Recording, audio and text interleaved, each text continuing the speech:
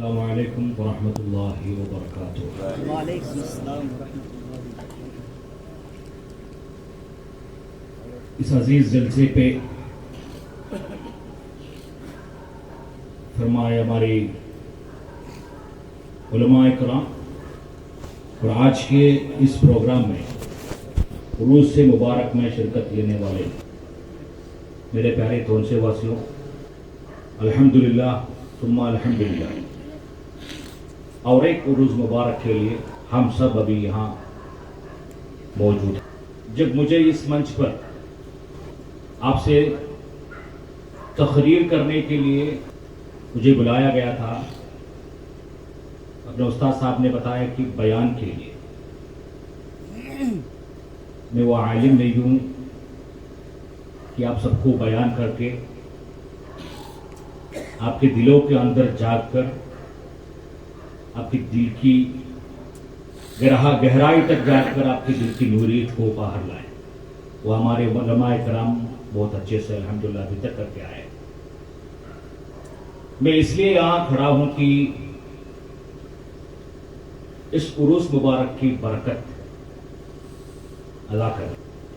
मैं एमपी के हंसते नहीं या बड़े मेंबर ऑफ पार्लियामेंट के वास्ते से नहीं, लेकिन हजरत की पोते के हाथे याद खड़ा हूं।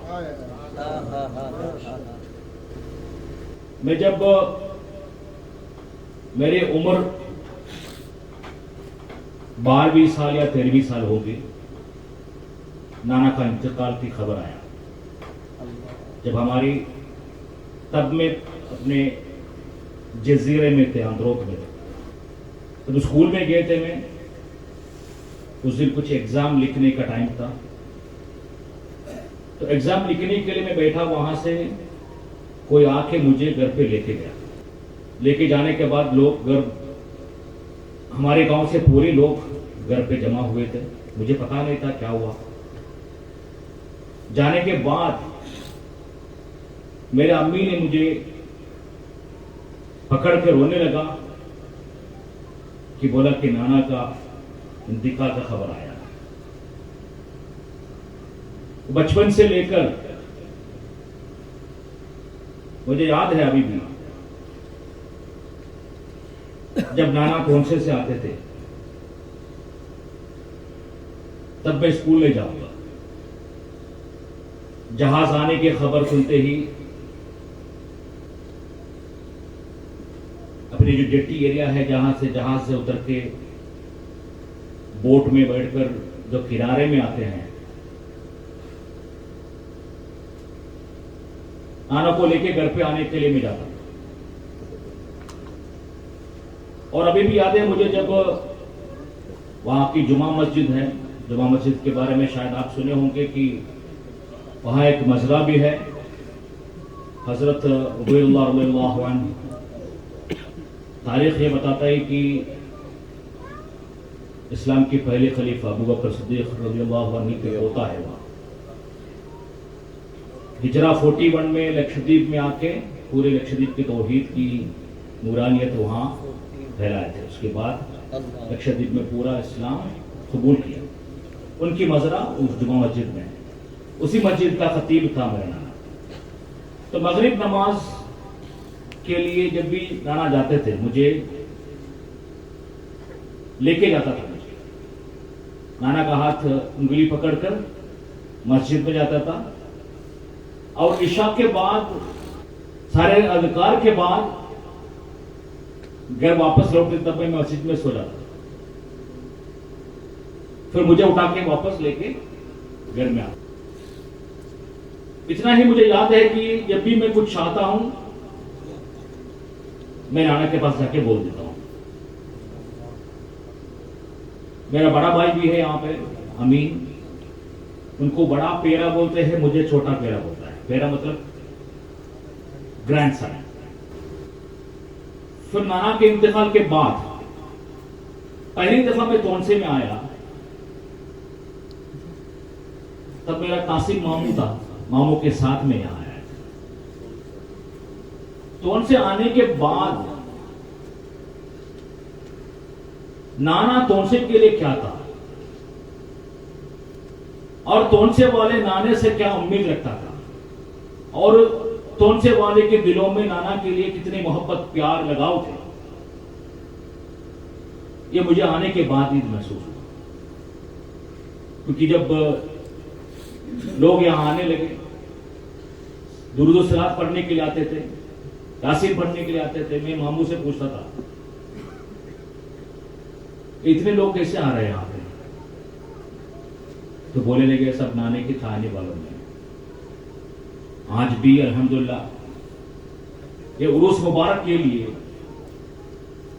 अभी 11, साढ़े 11 बजे वरना 11:15 हो गए हैं, आप अपने नींद खोकर यहां बैठकर मेरी आवाज सुनने के लिए नहीं आए, मुझे मालूम है। हमारे खून की रिश्ता भी नहीं है, मुझे मालूम है, लेकिन जो रिश्ता मुझे और आप के बीच में जो जुड़ते हैं वो किसी और का नहीं, हजरत का। ये सिलसिला चलते रहना चाहिए, ये सिलसिला आखिरत तक चलना चाहिए, क्योंकि नाना आने से पहले नाना का अबूजान भी यहां आया करते थे। तो अभी मेरा मामू यहां पर है, इंशाल्लाह आते रहेंगे, जाते रहेंगे, सिलसिला इंशाल्लाह बरकरार रखे आएंगे, क्योंकि तो लक्षद्वीप और तोनसे के बीच में जो लगाव हो, हमदर्दी हो, रिलेशनशिप बुजुर्गों ने शुरू किया है, वो कोई भी खत्म करने के लिए कोशिश करेंगे, खत्म नहीं होगा इंशाअल्लाह। तो आज औलिया किराम के बारे में आप हमारे उलमाए किराम से बहुत सुने हैं। तो आज की नौजवान लोग भी कुरान की तफसीर जो मोबाइल में भी आज अवेलेबल है, जिनकी प्रॉब्लम कहां से स्टार्ट होता है मालूम है, जब अपनी पढ़ाई पूरी तरफ से या मदरसा में बेसिक फाउंडेशन दी के बिना पढ़ाई करने के बाद डिग्री ग्रेजुएट करता है या एमबीबीएस करता है, फिर इस्लाम पढ़ने की कोशिश करता है। इस्लाम पढ़ने की कोशिश जब शुरू होता है, वो कहां से पढ़ता है? पढ़ता है मोबाइल पर भी मिला है कुरान की तफसीर डायरेक्टली उनको।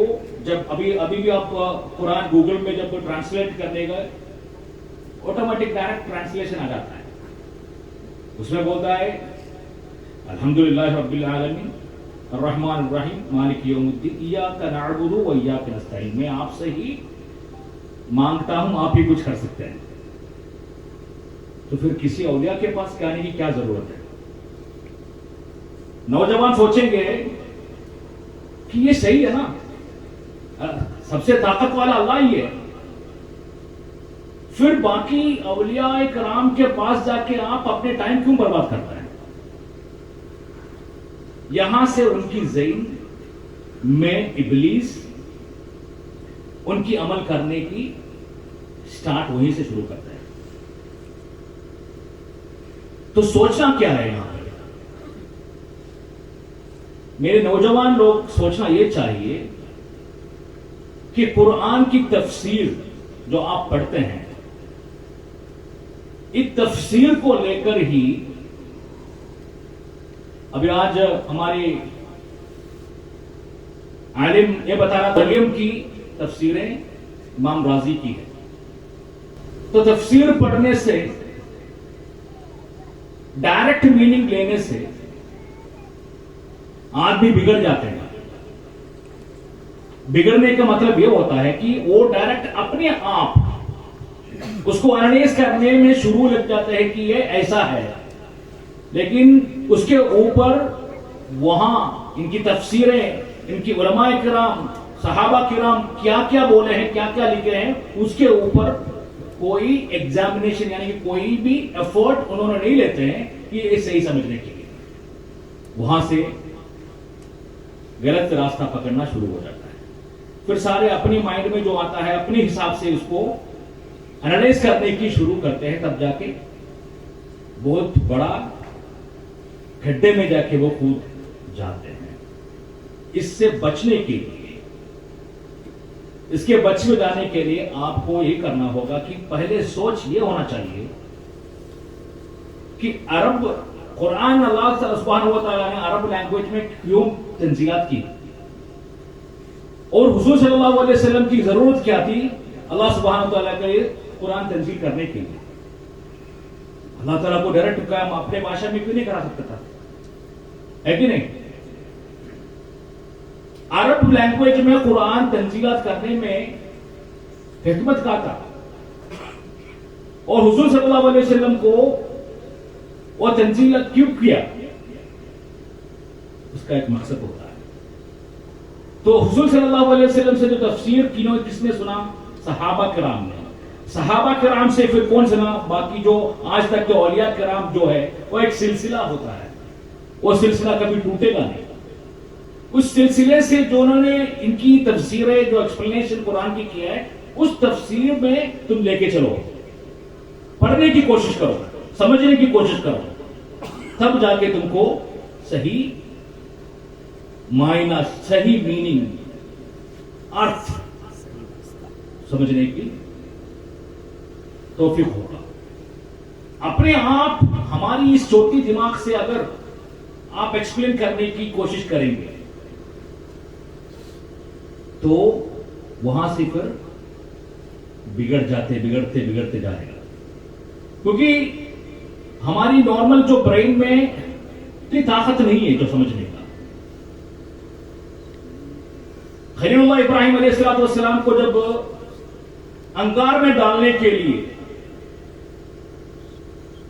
पूरी उनको बांधकर जो इतनी बड़ी आग में डालने की कोशिश कर रहा था नमरूद ने, तो सारे मलाइकत ने आके हजरत इब्राहिम अलैहिस्सलाम को बोला, या नबी आप अल्लाह से एक बार गुजारिश करो कि आपकी ये अजाब पूरा खत्म हो जाए। तो तवक्कुल के बारे में जब बात करते हैं, हजरत इब्राहिम अलैहिस्सलाम की तवक्कुल के बारे में आप लोग समझना चाहिए। तो इब्राहिम अलैहिस्सलाम क्या बोले? अगर मेरे तकलीफ मेरे खुदा को नहीं जानते हैं तो जो भी होगा हम देखा जाएगा। तो ईमान की पावर में बता रहा हूं, अल्लाह ताला से दुआ नहीं की, लेकिन उनकी ईमान की कनेक्शन जो है, जब अंगार में भेजा गया तो उस आग को क्या कर दिया उन्होंने, अल्लाह ताला ने कूनी बरदम व सलामन अला इब्राहिम। उस आग से अल्लाह सुब्हानहू व तआला बोलते हैं, ये आग आप ठंड हो जाओ, सलामन यानी कि ऐसी ठंड मत बना जा कि इब्राहिम अलैहिस्सलाम के वेन से जो ब्लड चलता है वो ब्लड भी फ्रीज हो जाए। सलामन यानी कि एक शांत, यानी कि एक जिस बर्द जो है उनको बर्दाश्त कर सके, उस आग को अल्लाह ताला ने कन्वर्ट करके यानी कि बदल कर उसको सलामत दे दी। इससे क्या आप समझते हैं? आग को पानी की असर कहां से आती है? आग को पानी की असर किसने दिया? बर्फ की असर किसने दिया? अल्लाह सुब्हानहू व तआला ने दिया। तो अल्लाह के औलिया किराम जो होते हैं वो अल्लाह ताला के इतने करीब हो जाते हैं, इतने करीब हो जाते हैं कि